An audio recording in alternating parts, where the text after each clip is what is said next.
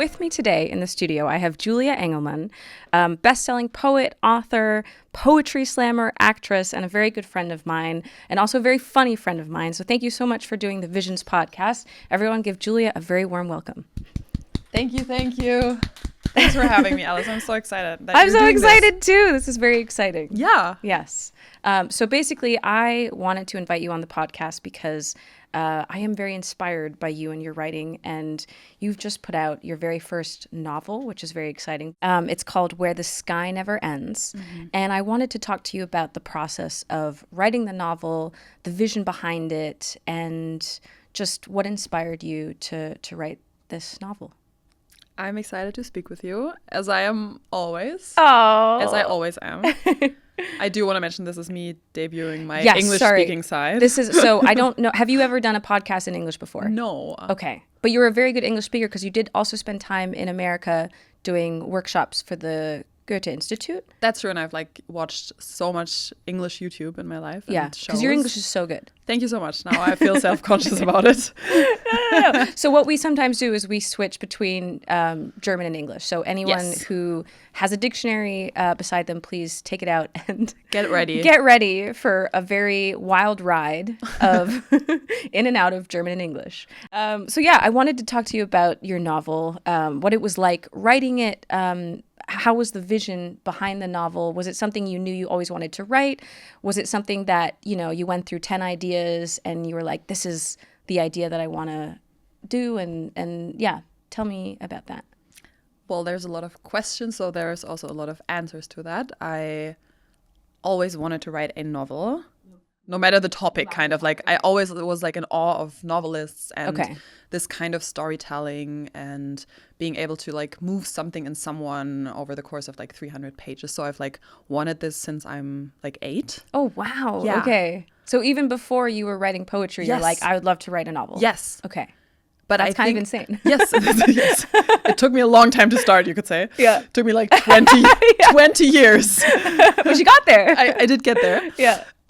Yes, I always wanted to do it, but I think I used to think that into certain jobs you're born into or invited into. Okay. So I was a bit oh, when will this happen for me, And then I realized I have to make it happen. I think that's also something we have chatted about before, right? That it starts with your decision. So I was getting closer to 30. I'm now 33.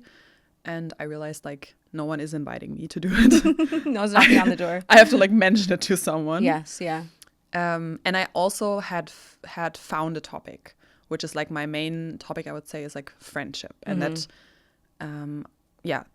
helped me, I think, make the decision. Because for me, it was really important to find something to write about that really moves me and really matters to me. So this is how it kind of started. And then, you mentioned me giving workshops. I had a series of workshops in England as well. Okay. And there were 2 kids in one of the groups that I kind of did something with me seeing them because they shared headphones the whole class. Yeah. Oh. And I found that so sweet. Yeah, exactly. That's really sweet. Yeah. This microcosm. As in they weren't listening to you because they were listening to music. That was so sweet. And you're like, that is something I'd like to write about.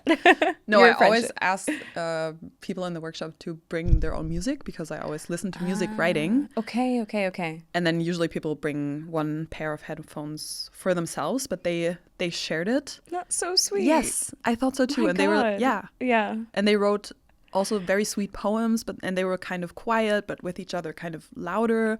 And I was this is, I think, what friendship is also to me, is this little world that can be quite invisible to everyone else, but to you, it means everything. And I was this is what moves me. So yeah, this all goes to say that's why I wrote the novel and then how I found the topic. And then it took me 6 years to finish it. Yeah. But I mean, you were busy with other things as well. I mean, you put out 8 poetry books, which is also insane. That's true. But that was before. Okay. But then I was okay, if I, in my 20s, I put out 1 book every year almost. Yeah. And I think after that, I was a bit okay, I deserve to now work a little slower on something, or I not deserve, but I want to take more time and find out what it means to me to finish a novel and to say I'm proud of this novel. And that took a lot of time. I procrastinated a lot.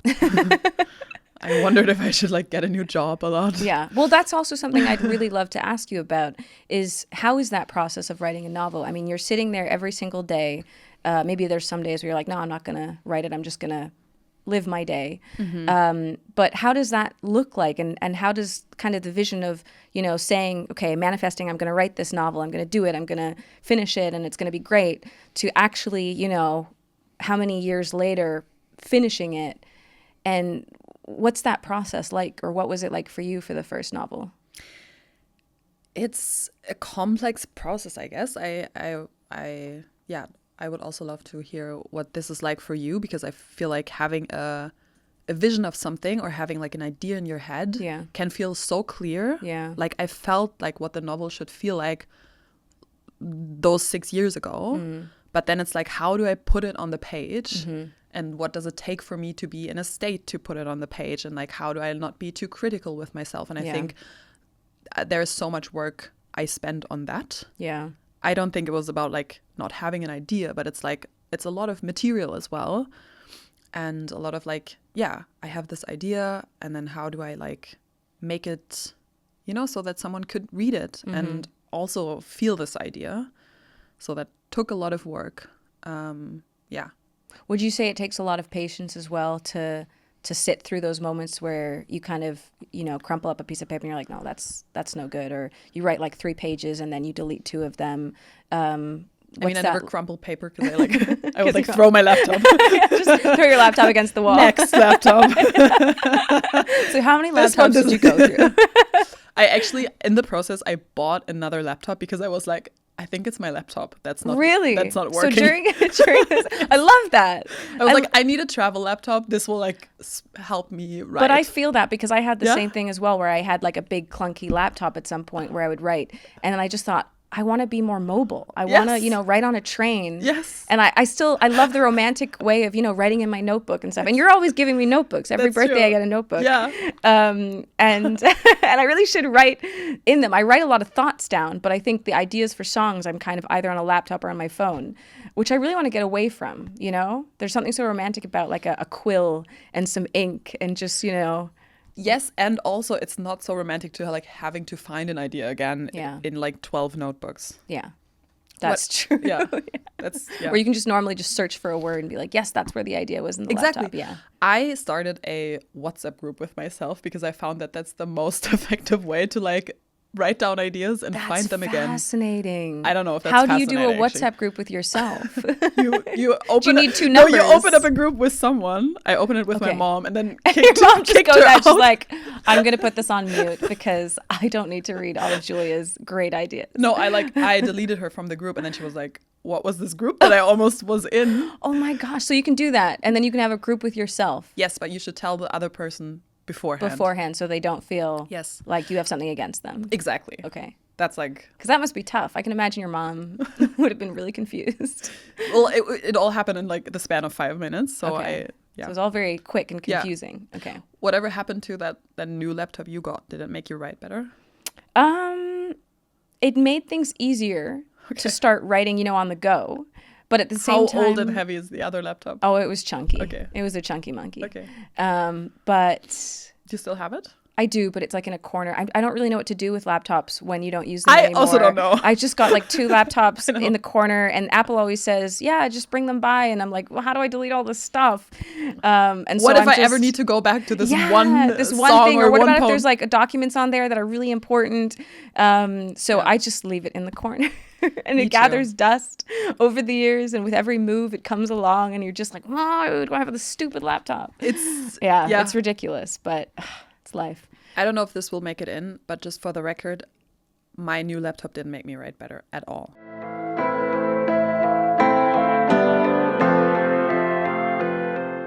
Julie and I met through a mutual friend.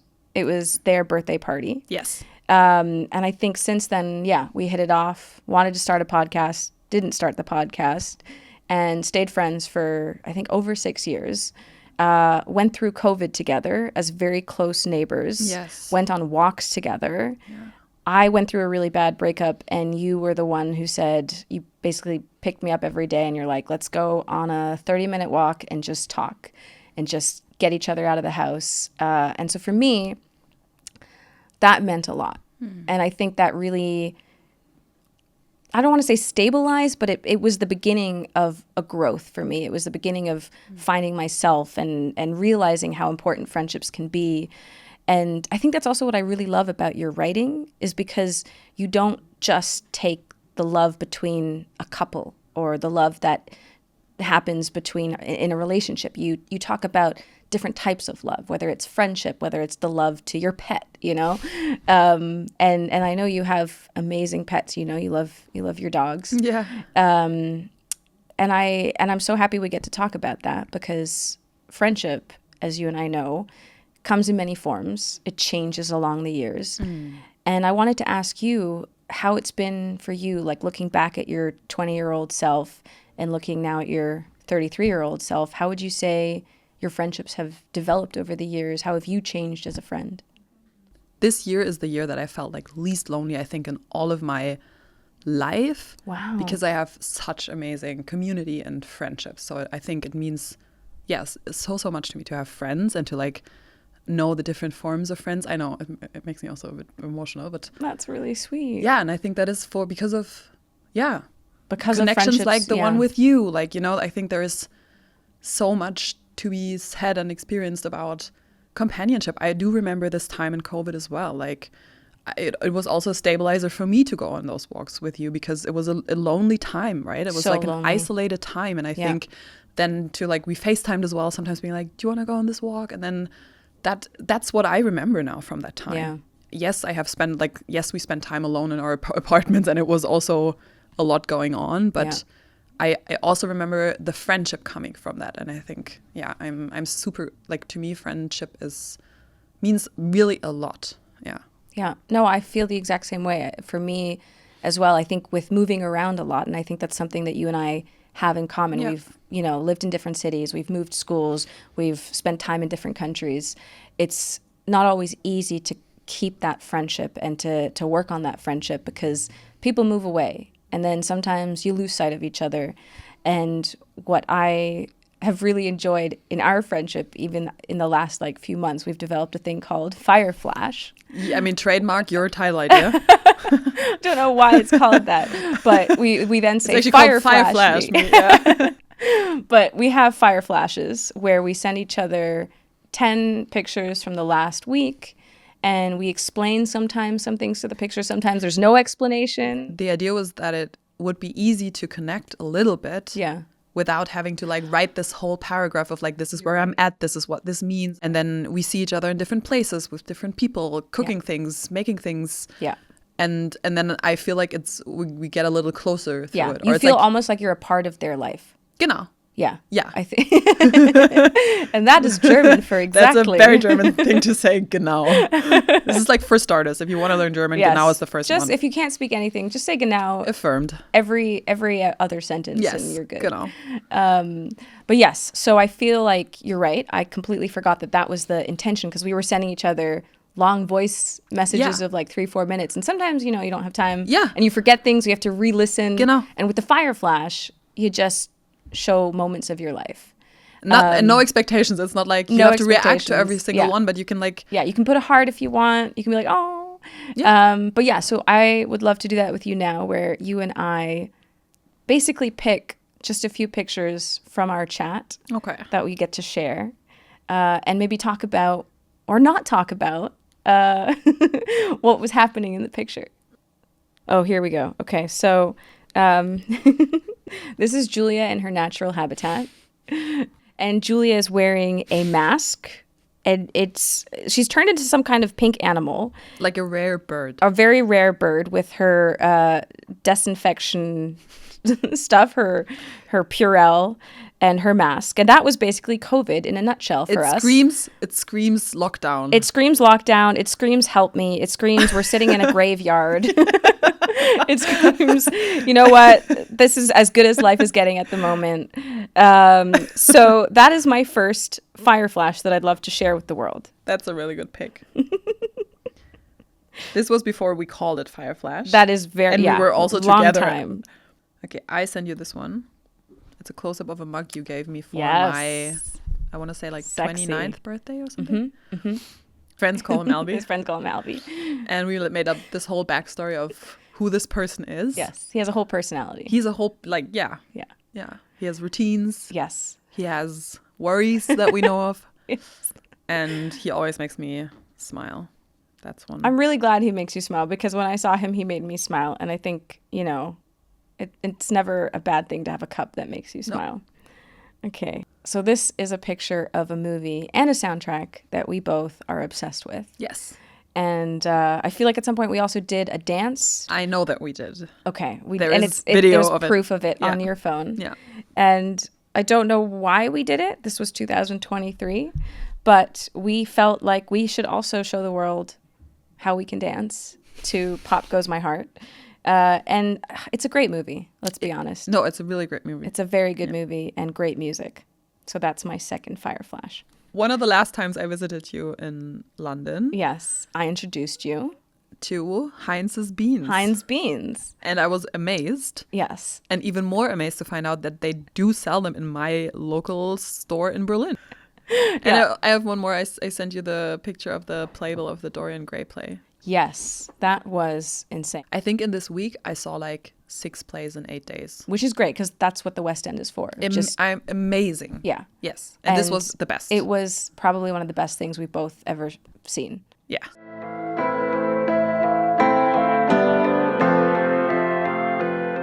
So before you wrote your novel that came out this year, Where the Sky Never Ends, you were a poetry slammer. Mm-hmm. And you put out your first, or you were filmed in 2013, I think. Mm-hmm. And you basically recited a poem about the song, or you made your own version of One Day Baby.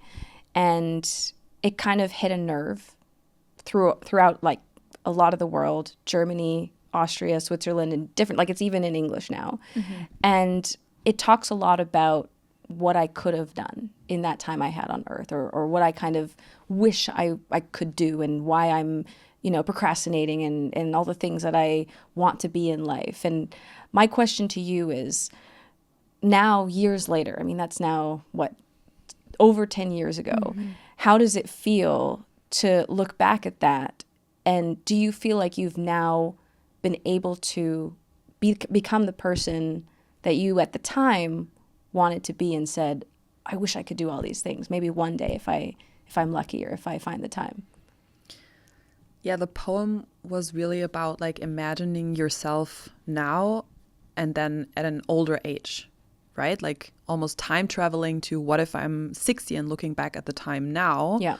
And how would that inform my decisions that I'm making? Because I wrote it in like a lazy, dark winter where I was like, nothing is happening. Yeah. And I wrote it like at 20, now I'm 33. Yeah. And looking back, I really feel like it slowly, like reciting it over and over again, has kind of turned me into, maybe that's aging anyway, but like kind of helped me. I think I make decisions way faster now. Mm-hmm. Not that that's what life is about. I think decisions can be slow as well. But I think now I was really longing to be someone that wants something and like acts towards it, or like someone that wants something and like takes an action step. Yeah. And now I feel like I am that person, not all the time. I still have things where I'm like, oh, I wanted to change this or this, but I feel like in that sense, writing can be like you write your own prophecy, right? Or mm-hmm. you write your own storyline, and then you don't always fit into it. Maybe you don't always grow into it, but it's something that I think also helps in times of stress or where you like long for something, to kind of tell yourself like, maybe not now, but I could become this person. Yeah. I think this is so motivating and so inspiring, to just write about this or think about this or talk about this even. Yeah. Do you have that too in your music or your writing? I'd say it goes both ways. So sometimes I'll write something and it feels like it's become my future. Mm-hmm. So I'm not even aware of it, and mm-hmm. somehow it's now the life I'm living. Mm-hmm. And then sometimes I'm, looking back at my life and summarizing it in a song of what I was going through, but I only in the song notice how I felt about it. So I think it's cathartic, it's, you know, it's emotional, it's also just a type of therapy. Writing is always going to be, I think, for so many people, a type of therapy. And I think when it comes to having a vision for something, whether it's a book, whether it's a song, whether it's an album, it's really interesting to just see where it's going to take you and to have that trust in yourself that, you know, you're gonna end up where you're supposed to end up. And I think that gives me a lot of hope in the whole writing process of realizing, okay, I might not know everything now, but in a year's time, I'm going to look back and be like, oh my God, why didn't I see that?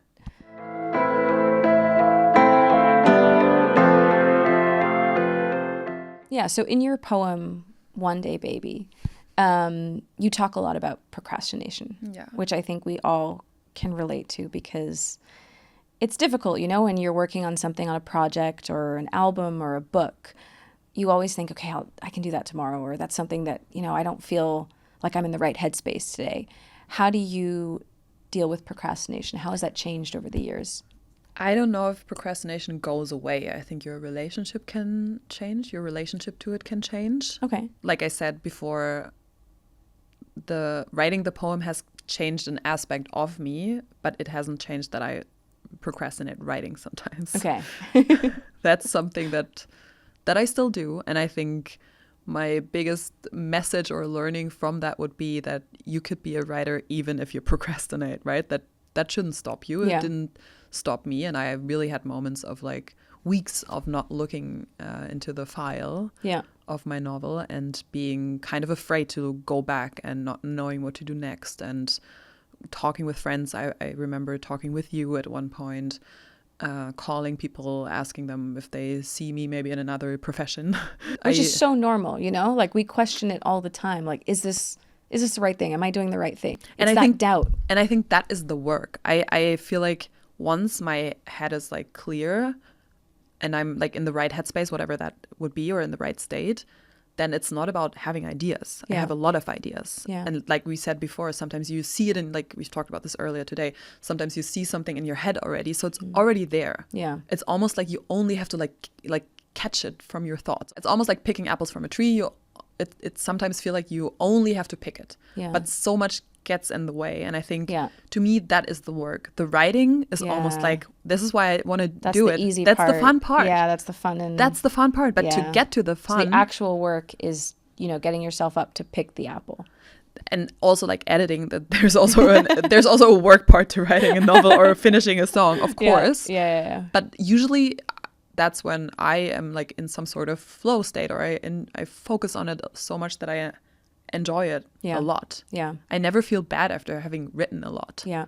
But it's hard to get into it, and I think you have to kind of get to know yourself in what you have to kind of get to know yourself and how you operate best. Yeah. Okay. And I don't operate, for example, what I've learned is I don't operate best when I wait for the right time or to feel like in the exact right state. Okay. That almost never happens. So how do you operate? Do you know when you operate best? I think when I tell myself, for example, like, this is only like a rough draft of the chapter. Okay. When I like lower the stakes for myself. Tricking your mind. I'm tricking my mind a little bit. I'm like, what would this look like? Like the bad version of it. Yeah. That helps me a lot. Okay. Setting a timer helps me, being like, I'll just write for 20 minutes now. Mm-hmm. And then sometimes I forget that I set the timer and I'm like, I want to keep writing. Yeah. You know, I think there's so many ways. That's so good, yeah. Yeah. I love the timer. Yeah, example. You do it. Yeah, you do as well. I've never done it, but I think it would be a really cool thing because I can imagine myself being like, "What? 20 minutes is over? Like I still Genau. Yeah. There's the genau again. Exactly. This is me feeling comfortable. Get out. Yeah, because I've never written a book before, and there's a part of me as well that would love to write a book one day. I'd love to read it. Oh, I'd love to be on the phone when you procrastinate. I can't do this. How did you do this? But yeah, I think it's one of those things. I don't know how I would deal with the procrastination. And I think also navigating those ups and downs, those days where you just, throw your laptop out the window and you're like, I'm going to buy a new one because that has the answers.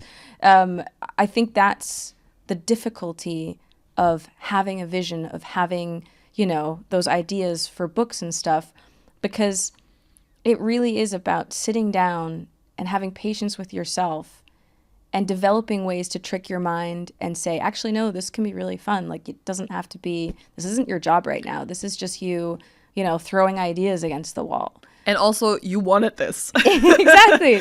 Like, remember when you really wanted this? Yeah, exactly. You wanted this. But I think there can also be a frustration, and I'm curious to hear what that's like for you with like having a clear idea of what something should feel like or read like or look like, and then it taking time. So it's almost like, why am I able to like see it in my head but not able to put it on the page? Yeah. And I think this is where you have to be so kind with yourself. Yeah. And be like, it's gonna come. Yeah. And one you have to, thing at a time. Exactly. And I still feel like I'm missing this one big poster in my house saying, trust the process. Because every day I wake up, and if I'm feeling excited about the album or if I'm feeling terrified about an album, I just have to tell myself, trust that your gut, trust the process, trust this whole idea of, you know, there's a reason why you're doing it. 100%. And everyone's going to have an opinion. And at the end of the day, you have to do it because you feel it. If you don't feel it, you know, go do something else for a bit.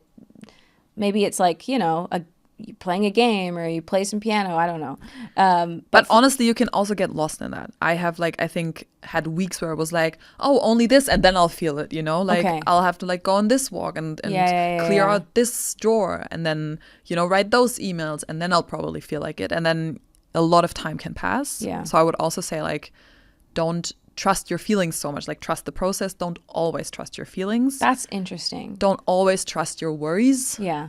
Right? There's like, and it's not realistic, but it's almost like it should be one artist and then the manager of the worries. Yes. It's almost like you should think of it as two different people, because the artist in me, I don't know how it's for you, likes creating. Yeah. I like that a lot. Yeah. But then I have this part of me that's like, what will this mean? What will I do after? Am I too old? Yeah.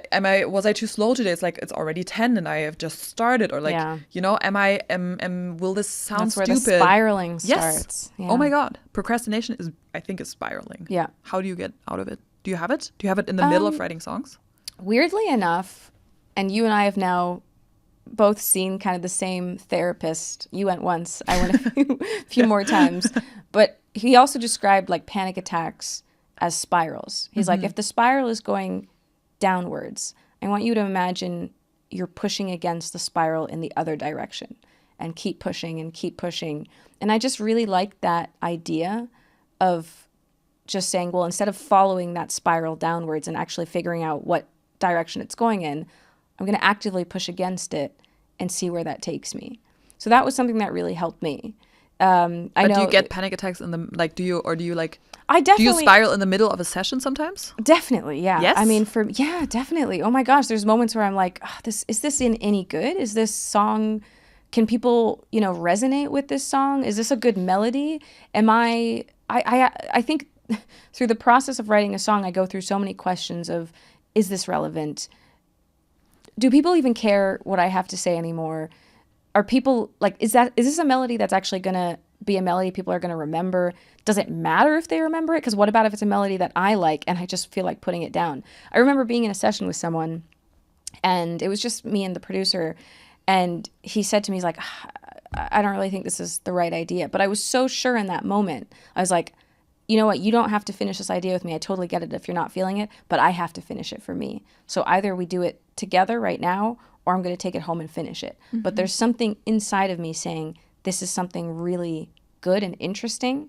And which is the opposite of a spiral. Which is the opposite of the spiral. And that's, I guess, a moment where your brain is actively going against the spiral, blocking out any of those questions and fears and doubts, and just saying, just do it. Just finish this, because it obviously means something to you. And it's a song that I love playing on stage. It was off my last. Do you want to say what it's called? It's called How Well Do You Know Your Feelings? And it has kind of like a country feel to it. I don't really write country songs, but we always get the whole audience to do like a step, and you know that really like the obvious dance where it's just the step and repeat. Yeah. And that's what they do, and it's just so fun to play live. And did you envision that, writing it? Were you like, this will be fun? I had written the sentence down a while ago, but I hadn't actually envisioned what it would be like to play it because I was still figuring. It was like a puzzle that you put together, and so I loved that moment where we got to play it the first time and actually see other people screaming like, "How well do you know you feel?" Okay, but then two things. One, what do you think is like the difference between an idea that you're like, I'll stay the night and like finish it? Like, what's the difference between an idea that makes you go like, I'll finish it versus spiraling? Do you think it's like in the wie sagt man, DNA of the idea? Do I think that spiraling is in the DNA of an idea? What's like the crossroads? Like, what decides if an idea, like if a writing day ends in a spiral versus like wanting to finish a song? I think they don't exclude each other. I think both sometimes happen in the same day. I think you can still have a moment where you're spiraling, but I think it's about blocking that out and just saying, I need to just keep so focused on this idea. But what helps blocking it? Do you think it's like the initial inspiration that is like bigger, you know, like a good feeling about something where you're like... I'd say so. I'd say it's the excitement about something. Yeah. It's the excitement about knowing that you've struck a nerve within yourself. Yeah. It's like, this is a topic that's really important to me because it maybe happened to a friend, and it's something that I really want to put together in, you know, in words. Yeah. And I feel like people can relate to this because it just feels, and that's something that I can't really explain why it feels so strongly, but I do feel so strongly about certain things. And that's when I know whatever you say is not going to stop me from doing this. Yeah. And I'd say a similar thing happened with this album. I remember playing a bunch of the songs in the very beginning to a family member. And my family member, instead of like giving constructive criticism, like, oh, maybe this part, it was very much like, yeah, I don't really see it. I don't really get it.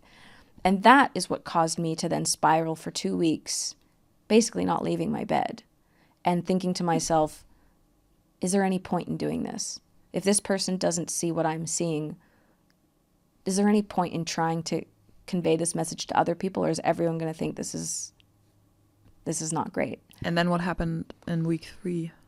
In week 3, I'm not exactly sure if it was in the studio where I just went back to the studio and wrote something that just, actually I think it was the song Visions. That's really funny. That's so ironic. But yes, I went to the studio to a producer named James String, and I wrote the song called Visions that is actually then the title song for the album.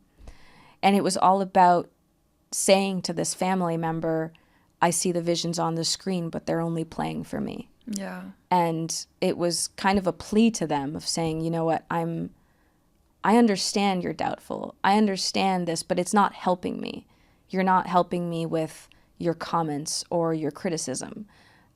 I get constructive criticism. I think it's really important to accept feedback and to, you know, build on people's ideas and what they think of things. But I think it's also really important to still stick with your guns. And, you know, if you're feeling something, just do it. Because there's a reason you're feeling it. So that for me led to the title song, Visions, which is actually great. Yeah, that's a really nice anecdote of how staying in your bed worrying can lead to something amazing. Yeah. So it's never and over. I wrote the bass line. I'd never written a bass line for that, and I did the bass line, and I was really proud of myself because I was like, I don't even play bass, but this is fun. So then that inspired me to buy a bass. And now it's in the corner. Collecting dust. I am practicing. I just need to be better with my procrastination of practicing bass. All in all, this is a perfect example of trusting the process, I think. Trusting the process. It's okay to have downs. It's okay to be 2 weeks in your bed and think everything I'm doing makes no sense. No one's going to like it. But then remember, you'll have a day where the sun's shining and you're like, actually, I feel like writing a song today. Do you think that's always part of making art, or do you think there is a way around those 2 weeks? I'm not sure personally.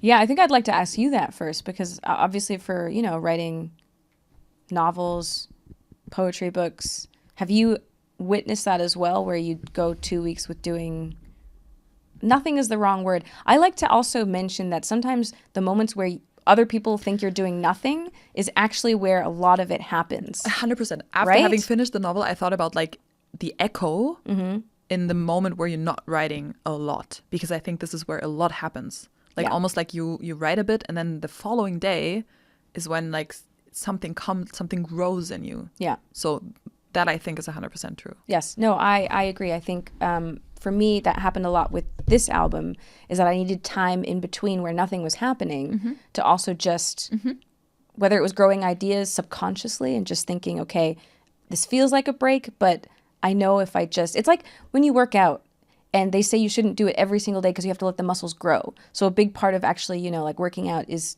letting, I think that's It's not working out.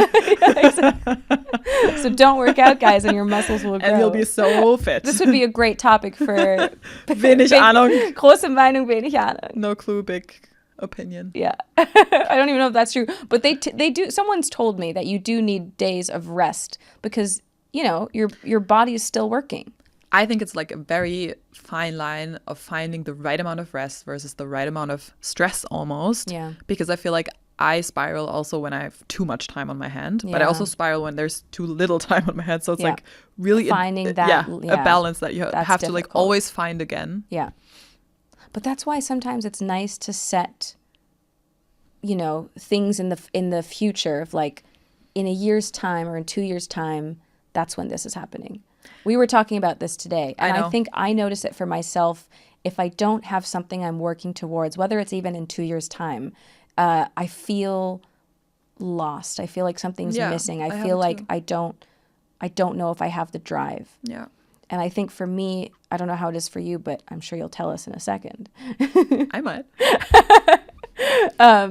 I need, especially with a freelance job, with a creative job, you need, for me, to have something to look forward to work to. How is it for you? This is where it now starts to feel like a pep talk. I think I'm the same. But then again, I sometimes cannot imagine the future. So I'm like, I don't know what will be in a year. Yeah. But yes, obviously, I think it's important to set an intention. Then again, I think with some projects, it's also important to let it grow, let yourself be. And I think you'll always know when the right time is, right? I can always feel when I'm getting like, I don't know how to say it in English. I sometimes feel like I have leftover energy and I'm like, you know, I like almost like I'm looking for what am I working towards now. Yeah. And that's when I know I should set something. Yeah. Because Is there otherwise anything you're manifesting right now for the next few years where you're like, you've done a novel, you've done poetry, you've done acting. Is there anything that you feel you'd like to continue on of the things you've done? I would love to write a second novel at one point, because I think it would be nice to apply what I've learned about the process and to write about a different topic. Yeah, then again, I get like stressed. Like, what if I, you know, now set the date to write it in the next year, and like, what if I don't have the idea? I think that's then the spiral. Yeah. But then maybe I shouldn't listen to that. Yeah, maybe it's something like it would be great to, if it happens, and if it doesn't, then it's the next year. Yes, and also I have postponed my novel a lot, the Okay. one that I published this year. And for this one, I think it was important because I needed time to figure out the process. Yeah. But for some things, I think they don't get better with more time. Yeah. So I think it's like almost like this, like, okay, let's get to work. Yeah. You have a year or you have this amount of time. Yeah. That also makes you productive. Yes. There's also one small thing that I maybe want to say, because I think it's very, for me, I've never heard you say that you write during like a session of writing a song, get stressed and have doubts. We never talked about it like this explicitly. And even though I know you for 6 years, it's crazy to me that you have it. It's relaxing to hear. Oh, really? But I didn't think you'd have it. Oh, no, for I some weird definitely reason. have it. Yeah. Yeah. That It would, like- often comes when I'm writing the chorus that I feel like I'm just, is this the right thing? And I start spiraling. And then But I it go just- very quiet. Yeah. Yeah. Just wanted to say that's like, it's funny that we've never talked about it like this Yeah. explicitly, because it's so helpful to hear it That's from why other it's great people. to have podcasts. Yes. Speaking of that, Yeah. do you have any visions for what's next, or any manifestations, as you called it? What is my vision for the future? I personally I don't think I'm ever going to stop putting out music. I think the music industry is changing rapidly of how people are consuming music and how much AI is playing a role in it. So I think I'm the kind of person that's taking day by day and just seeing, okay, how do I feel today? Do I feel like writing an EP? What are the emotions I'm going through? I mean, to be fair, I've already started planning the next album. So that's just how my mind works. But I try and not get ahead of myself and say, you know what, Alice, maybe people want a break. Maybe people maybe they just don't want to hear all your music all at once. Maybe just take your time. I never really take that much time off. So I'd like to manifest time off, but at the same time work on the next album. Okay. All right. So I have another question for you, Julia. A lot of your themes in your books or your, poetry, they talk about friendship. And you have a really beautiful quote in one of your books. And it says, I had to translate it into English. Ja, bitte. What do you call a heart that's been broken by a friend? And I wanted to talk to you about how we never really speak about how difficult it can be when you lose a friend, the mourning of friendship. And I wanted to ask you, have you been through that personally, if you write about that, and how does that differ to the ending of a relationship?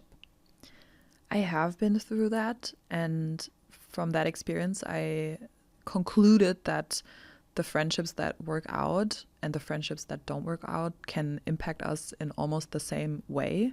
Like this friendship that I've lost has like left this huge impact on me, and like also has made me someone that appreciates friendship greatly, and even that friendship I still appreciate. So I think we have a too limited amount of words for this. Yeah. Because it's a partnership, it's family. There is an aspect of love in friendships, and then of course there's also an aspect of loss and breakup. And I think with my friends, when we talk about these things, we know what we mean. But we compare it to romantic relationships or whatever to borrow the words almost. And I think it's about time that there is a word. Exactly. Yeah. And we never speak about how much it hurts to actually lose a friend.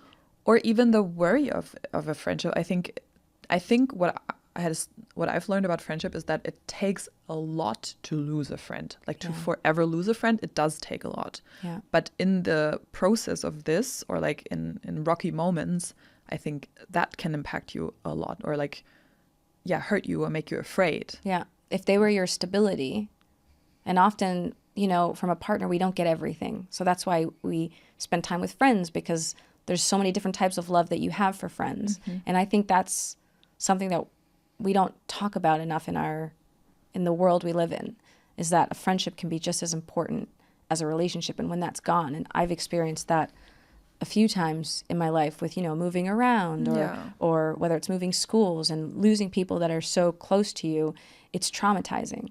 And you never forget it. You never forget it. You never forget it. It's always that person that wow, we used to be so close. Yeah. What happened? Yeah. And oh, sorry. Don't you also have this we used to be so close, and that's also amazing? Maybe It's amazing special. is not nuanced enough of a word, but I hold those friends also close to my heart in a way. Yeah. Yeah, absolutely. It can still mean a lot to you. Yeah. I think that's what I've really enjoyed about moving to London, is that I've made friendships with people who I've had in my life for so long. There were people I went to school with in Canada, friends of mine who I, lost touch with over time, and now see them every other week. And it's so nice to then rekindle that friendship. And I've learned for myself what it means to actually, really take care of friendships. And that's why our fire flash moments are really special to me. Moments where you come to London or I go to Berlin. Because a friendship doesn't have to end when, you're not living in the same city anymore, or you're not next door neighbors. They can still continue, but you have to work at them. You have to continue like a relationship. You have to just keep working on it and making sure that both people are still happy and good. And it was so nice having you on the Visions podcast. Thank you. Thank you so much for joining me, and I look forward to us hanging out tonight. Me too.